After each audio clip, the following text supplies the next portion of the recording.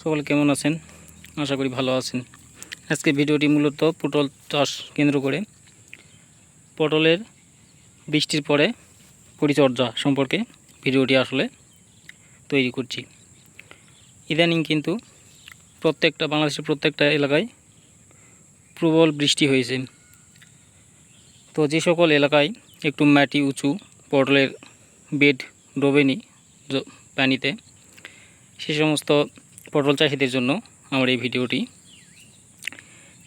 তো অতিরিক্ত বৃষ্টি হওয়ার পর পটলের গাছের যে পটলের পাতাতে লেয়ার থাকে, এই লেয়ারগুলো সব ধুয়ে মুছে একদম খড়খড়ে হয়ে গেছে।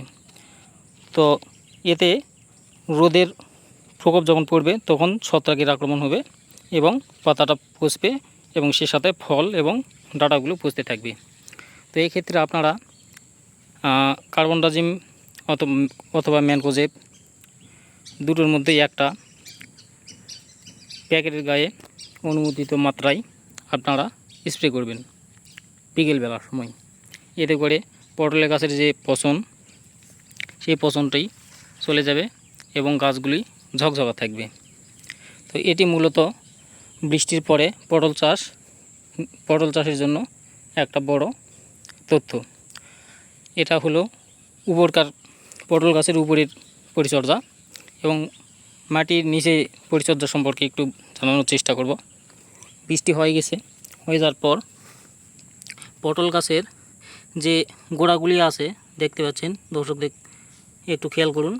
ওই গোড়াগুলিতে আপনারা জিপসার, দানাদার কীটনাশক গোড়ার চতুর্দিক থেকে ছিটিয়ে দিয়ে রেখে দেবেন। এতে করে যে পসামিনা বা ফাঙ্গিসাইড উৎপন্ন হবে বা কোনো জীবাণুর কারণে গোড়া নষ্ট হয়ে যেতে পারে, সেটা কিন্তু আর হবে না।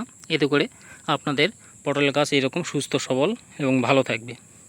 তো আপনারা চাইলে এই দুটা পন্থা অবলম্বন করতে পারেন, করে আপনাদের পটল গাছকে সুরক্ষিত রাখতে পারেন বৃষ্টির পরবর্তী সময়। তো আমি পটল চাষকে কেন্দ্র করে ভিডিও তৈরি করি, আপনাদের মাঝে তুলে ধরার চেষ্টা করি। পটল চাষ আপনারা কিভাবে করবেন এবং সফলভাবে আপনারা কিভাবে চাষ করবেন, এই সম্পর্কে আমার এই ভিডিওগুলি করা হয়। তো আমার ভিডিওগুলি ভালো লাগলে সাবস্ক্রাইব করে অবশ্যই পাশে থাকবেন নিত্য নতুন ভিডিও পেতে। ধন্যবাদ, ভালো থাকবেন।